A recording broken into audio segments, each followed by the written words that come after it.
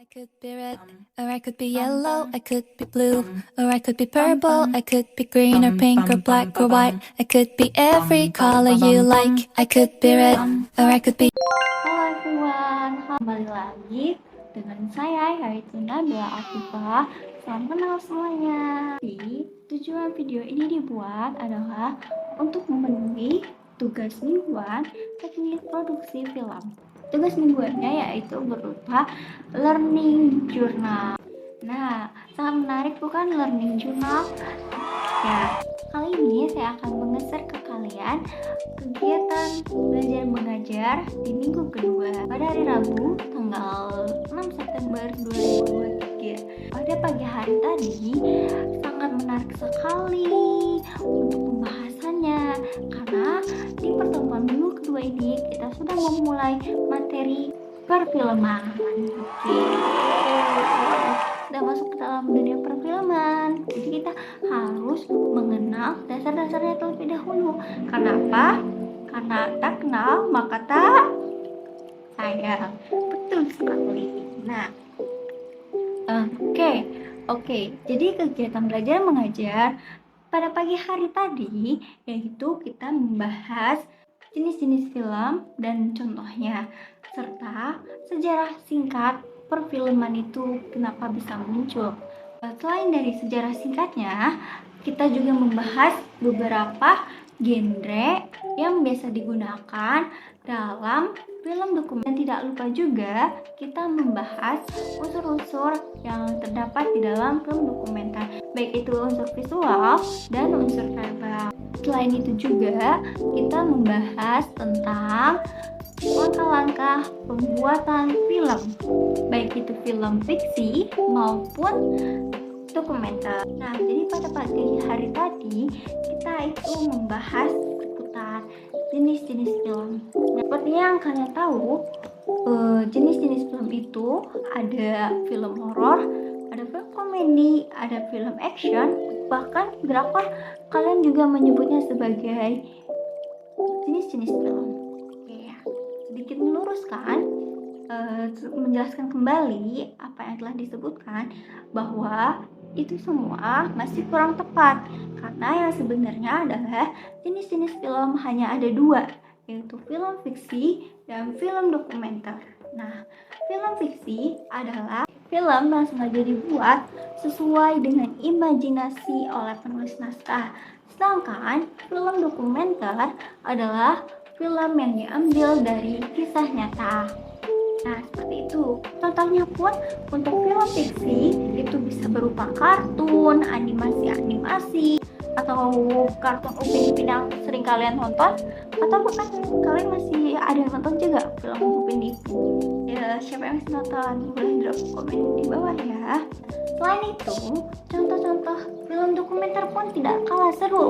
Kenapa? Karena film dokumenter itu diambil dari kisah nyata. Ada bukti sejarahnya. Oke. Kalian yang suka sejarah pasti suka banget sih sama film dokumenter.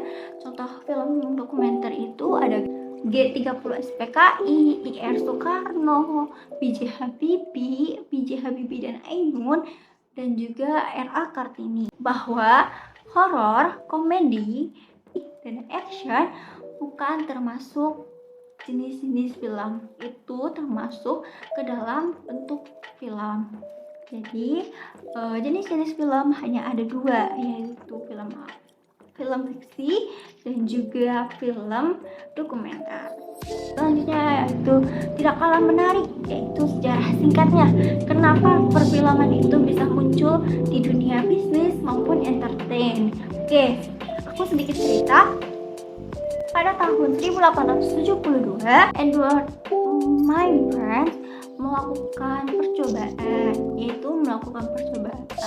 pengambilan foto atau pengambilan gambar dengan objek kuda. Pada percobaan pertama, ternyata hasil pengambilan foto pada gambar kuda dengan ditaiki oleh orangnya itu hasilnya belum maksimal. Hasilnya itu masih blur dan masih kurang jelas karena ada tambahan yang belum ditambah dalam unsur kameranya itu. Ada yang belum diedit setelah melakukan percobaan pengambilan gambar kedua kalinya dengan objek yang sama, yaitu manusia sedang menunggangi kudanya dengan pengambilan yang banyak gerak, yang tidak stabil yang dilakukan oleh kudanya. Jadi Edward Moberg ini tetap berusaha untuk mengambil foto pada objeknya.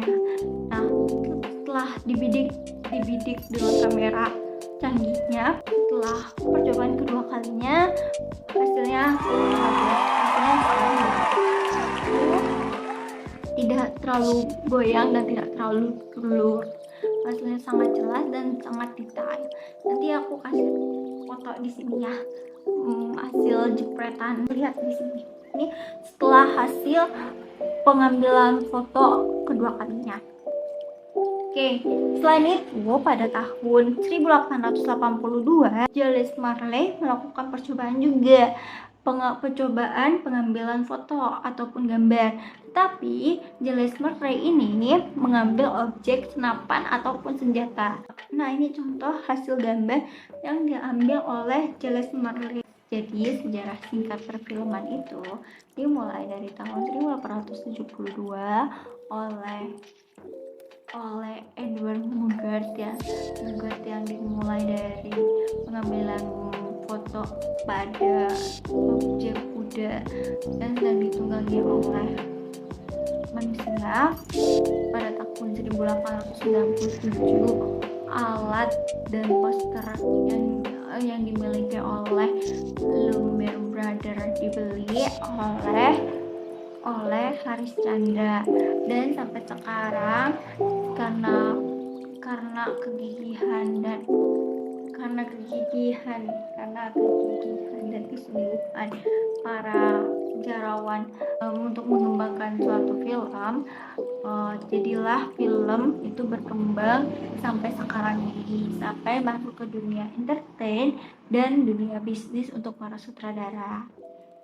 Selain itu ada beberapa genre dalam film dokumenter. Yang pertama itu ada dokudrama, yang dimana film tersebut diambil dari sebuah kisah nyata tetapi dibumbui oleh drama-drama dengan tujuan untuk lebih menariknya si film dokumenter tersebut. Contoh film dalam dokudrama yaitu ada film Titanic. Kalian yang sudah menonton boleh komen. Selain dokudrama, genre dalam ada semi dokumenter. Contoh film dalam semi dokumenter adalah G30 SPKI, yang gak mungkin dong yang para pahlawan memerankan peran di dalam film G30 SPKI, karena tujuan film genre semi dokumenter ini untuk mengingatkan kita semua jasa para pahlawan. Jadi gak mungkin kan, jadi reka adegannya juga bisa diganti atau bisa diganti oleh orang lain. Yang ketiga itu ada etnografi, di mana film yang berisi unsur-unsur budaya. Jadi kalian yang pernah membuat film dengan unsur-unsur adanya budaya itu termasuk genre film etnografi. Contohnya itu apa sih? None of the North. Nah, ini tuh suatu film legenda, atau bukan legenda, ini tuh suatu film yang menceritakan bagaimana kebudayaan yang berada di Cina. Boleh kalian nonton dan simak dengan baik-baik bagaimana kehidupan yang ada di Cina. Setelah nonton video ini ya, nanti semakin film yang telah kita proses pembuatannya, maka semakin banyak juga penonton yang akan tertarik dengan hasil karya film kita. Saya cukupkan video Learning Journal pada minggu kedua kali ini. Saya ucapkan terima kasih. Dadah. See you next video. Dadah.